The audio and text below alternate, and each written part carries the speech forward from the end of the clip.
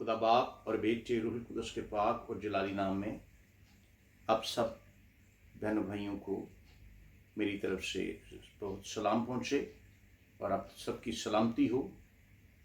मेरे अजीज़ों, मैं इस वक्त डिवाइन मैसेज चर्च की जानिब से बिशप दाऊद आइज़ी कोरी आपकी खिदमत में हाजिर हूँ और आज हम रोज़े के तवस्सुत से बात करेंगे और उसके हवाला से सीखेंगे कि खुदावंद ने जो रोज़े का हुक्म दिया है, दीन मसीहत ने उसकी क्या अहमियत है। क्योंकि लैंड सीज़न जारी है और कुछ ही दिनों के बाद हम ईद क़यामतुल मसीह मनाएंगे। मेरे अज़ीज़े, आज जो रोज़े का टॉपिक है उसके ऊपर हमें सीखने का शर्फ हासिल हुआ है कि हम खुदा के पाक रूह की रहनुमाई में आज रोज़े की अहमियत को जानेंगे।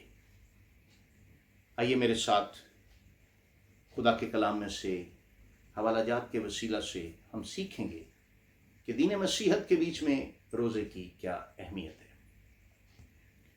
मेरे साथ निकालिए योएल नबी का सहीफ़ा, उसका पहला बाब और उसकी 14 आयत में। ये हमारी मरकज़ी आयत है। खुदा के ज़िंदगी बख्श पाक कलाम में यूँ मरकूम है, रोज़ा के लिए एक दिन मुक़द्दस करो, मुक़द्दस महफ़िल फराहम करो। खुदा के ज़िंदगी बख्श पाक कलाम के पढ़े सुने सुनाए जाने पर उसकी बरकत हो। मेरे अज़ीज़ों, हम देखते हैं कि रोज़ा के हवाले से कि कब से किस वक़्त से खुदावंद ने रोज़ा रखने का हुक्म दिया और बुनियादी तौर पे रोज़ा का क्या कॉन्सेप्ट है और रोज़ा क्यों रखा जाता है, इसकी डेफिनेशन क्या है। तो जो कुछ मैंने खुदा के कलाम में से सीखा है, रोज़ा की जो तारीफ है, खुदावंद की खुशनुदी को हासिल करने के लिए अपनी जान को दुख देना और रूह की तक़वियत के लिए, यानी रूहानी तरक्की के लिए और रूह की तक़वियत के लिए जिस्म और उसकी ख्वाहिशात के खिलाफ ऐलाने जंग जो है वो है रोज़ा। जैसा कि आप जानते हैं कि जिस्म के काम तो ज़ाहिरी हैं, यानी हरामकारी, नापाकी, शहवत परस्ती, बुत परस्ती, जादूगरी, अदावतें, झगड़ा, हसद, गुस्सा, तफरके, जुदाइयाँ, बिदतें, बुग़्ज़, नशाबाजी और नाचरन जो हैं, ये सब जिस्म के काम हैं। इनके खिलाफ ऐलाने जंग जो है वो है रोज़ा। आज मेरे अज़ीज़ों, हम देखते हैं कि दुनिया के तमाम मज़हब जो हैं वो रोज़ा रखते हैं। उनके अपने अपने कॉन्सेप्ट्स हैं कि वो क्यों रोज़ा रखते हैं और कितनी देर का रोज़ा रखते हैं, कैसे रखते हैं। लेकिन आज हम सिर्फ मसीहत के बीच में रोज़े को देखेंगे कि क्यों रखा जाता है और खुदा ने कब इसे हुक्म दिया। पुराने अहदनामा में हम जब जाकर इस बात को देखते हैं तो रोज़े का हुक्म जो है वो अखबार की किताब उसके 16 बाब की 29 आयत में जब हम इस बात को देखते हैं कि रोज़ा का जो कॉन्सेप्ट है वो बयान किया गया है। यानी रोज़े का लफ्ज़ जो है वो तो हम आगे जाके देखते हैं उज़ात की किताब उसके 20 बाब की 26 आयत में कि रोज़ा लफ्ज़ जो है वो पहली बार उज़ात की किताब में 20 बाब और उसकी 26 आयत में उसे बयान किया गया है, लिया गया है वहाँ पे रोज़ा का नाम। लेकिन रोज़े का जो कॉन्सेप्ट है वो हमें अहबार की किताब उसके 23 बाब की 32 आयत में हमें नज़र आता है। आइए हम उस पर थोड़ी देर नज़र करते हैं।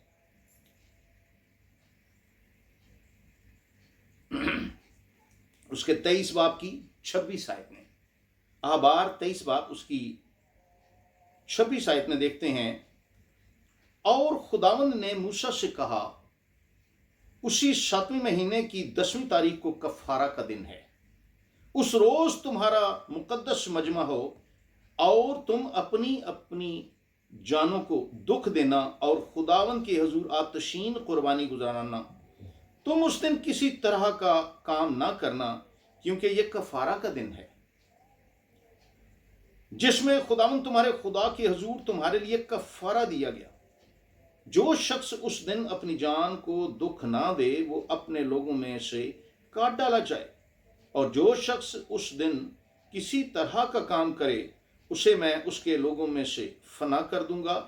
तुम किसी तरह का काम मत करना। तुम्हारी सब सुकूनतगाहों में पुश्त दर पुश्त सदा यही आइन रहेगा। ये तुम्हारे लिए खास आराम का सबत हो। इसमें तुम अपनी जानों को दुख देना। तुम उस महीने की 9वीं तारीख की शाम से दूसरी शाम तक अपना शबत मानो। यहां पर रोजे का कॉन्सेप्ट दिया गया है कि अपनी अपनी जानों को दुख देना, यादगारी करना कि मैंने उस दिन तुम्हारे लिए एक कफारा दिया। नजात का दिन, जब कौम बनी इसराइल मुल्क मिस्र की गुलामी से उसे नजात मिली, और उस वक्त एक बरा का कफारा दिया गया जिसका खून चौखट पर हर फैमिली ने लगाया और सारी रात इबादत में गुजारी।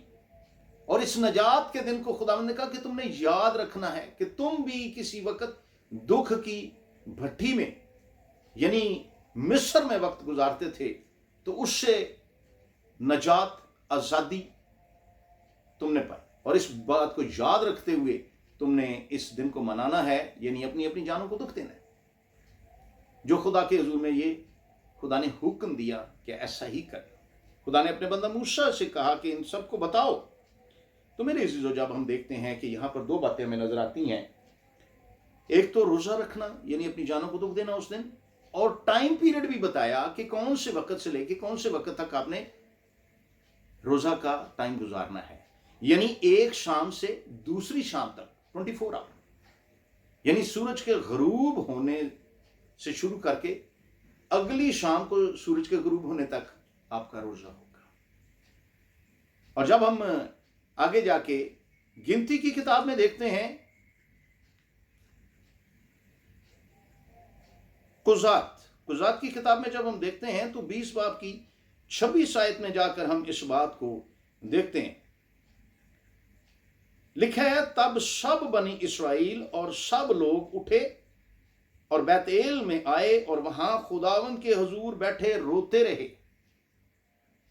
यानी रोजा रखने का मतलब है अपनी जानों को दुख देना, रोना, खुदा के हुजूर में गिरियोजारी करना, और उस दिन शाम तक रोजा रखा। यानी यहां पे हमें रोजा का लफ्ज नजर आता है कि कुजात की किताब में, यानी शाम तक रोजा रखा। मेरे अजीजों, ये सिर्फ बताने का मकसद ये है कि रोजा का जो कॉन्सेप्ट वो पुराने अहदनामा में हमें नजर आता है। तो जब हम नए अहदनामा में जाकर इसका जिक्र सुनते हैं तो खुदावंद यीशु मसीह से सवाल किया। फरीसी जो शागिर्द थे, फरीसियों के जो शागिर्द थे, उन्होंने आके यीशु मसीह के पास आकर पूछा कि आया कि हम तो सब रोजा रखते हैं, लेकिन तेरे शागिर्द जो उनसे हैं वो रोजा क्यों नहीं रखते। अगर हम इसको देखेंगे तो मेरे अजीजों, जब हम मत्ती की अंजील उसके 9वें बाब की 14 आयत में जाके देखते हैं तो वहां हमें इस बात के बारे में पता चलता है कि खुदावंद ने उनको क्या जवाब दिया।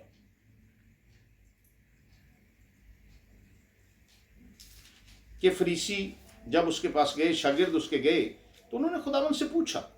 उस वक्त ये 9वें बाब की 14 आयत से हम देखते हैं, तो लिखा है, उस वक्त यूहन्ना के शागिर्दों ने उसके पास आकर कहा, क्या सबब है कि हम और फरीसी, यानी यूहन्ना के शागिर्द और फरीसियों के शागिर्द जो से तो अक्सर रोजा रखते हैं और तेरे शागिर्द रोजा नहीं रखते। ये शिकायत थी, क्योंकि उन्हें मालूम था कि पुराने अहदनामा में जब हम हुक्म एक आ गया है रोजा रखने का, तो वो तो रोजा रखते थे इस हुक्म के मुताबिक। लेकिन उन्होंने जब देखा कि यीशु मसीह के शागिर्द जो हैं वो रोजा नहीं रखते, तो उन्होंने आके इस बात का इतराज किया कि आप कैसे उस्ताद हैं कि आप अपने शागिर्दों को रोजे का हुक्म नहीं देते। तो यीशु ने उनसे कहा कि क्या बराती जब तक दुल्हा उनके साथ है मातम कर सकते हैं। रोजा है मातम, दुख देना। यीशु ने उनसे कहा कि क्या बराती जब तक दुल्हा उनके साथ है मातम कर सकते हैं, मगर वो दिन आएंगे کہ दुल्हा उनसे जुदा किया जाएगा और उस वक्त वो रोज़ा रखेंगे। यानी खुदावंद ने रोज़े का इनकार नहीं किया। मेरे जलाल के बादशाह यीशु मसीह ने इनकार नहीं किया कि रोज़ा नहीं रखेंगे। उन्होंने कहा जब दुल्हा उनसे जुदा किया जाएगा तो वो रोज़ा रखेंगे। क्यों? उसकी वजह ये थी कि खुदावंद के जाने के बाद उन्हें बहुत सारे दुखों में से गुजरना था। खुदावंद के होते हुए वो उन दुखों में से नहीं गुजरे।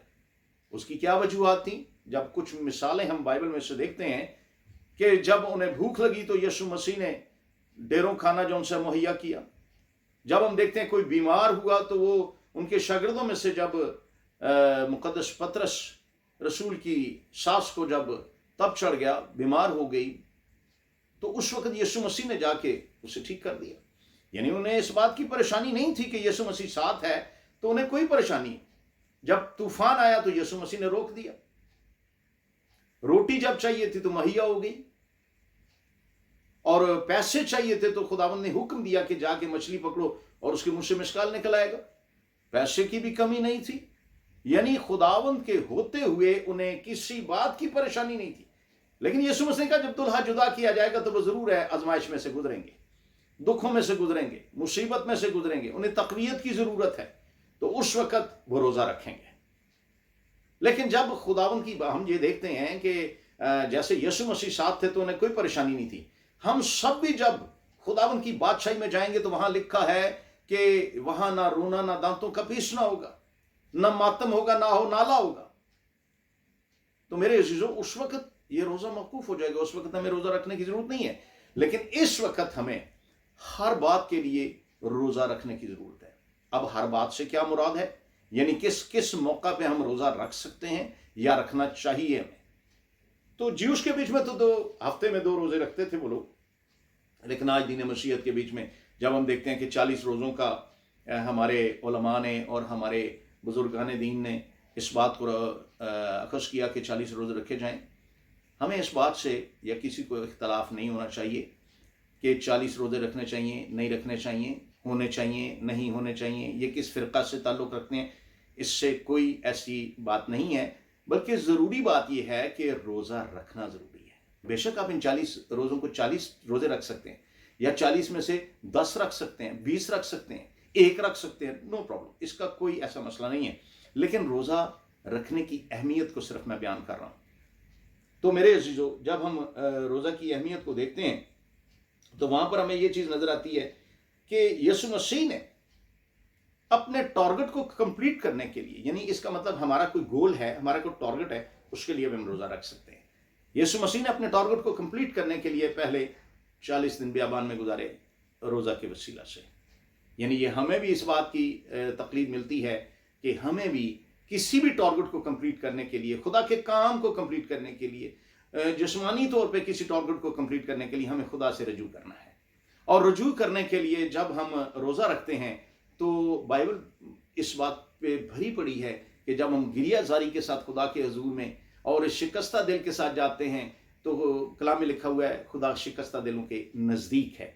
तो जब हम रोज़ा, शिकस्ता का मतलब है रोज़ा, यानी रोज़े के साथ खुदा के हजूर में जाते हैं तो ये दुआ बहुत जल्द खुदा उनके हजूर में पहुंचती है। बल्कि मैं समझता हूँ कि इसे टर्बो चार्जर लग जाता है कि ये स्पीड पकड़ जाती है और दुआ फौरन नाल में बाला पर पहुंचती है। तो अपने टारगेट को कंप्लीट करने के लिए हम रोज़ा रखते हैं। दूसरा उसके बाद है किसी भी आने वाले गजब से बचने के लिए रोज़ा रखें।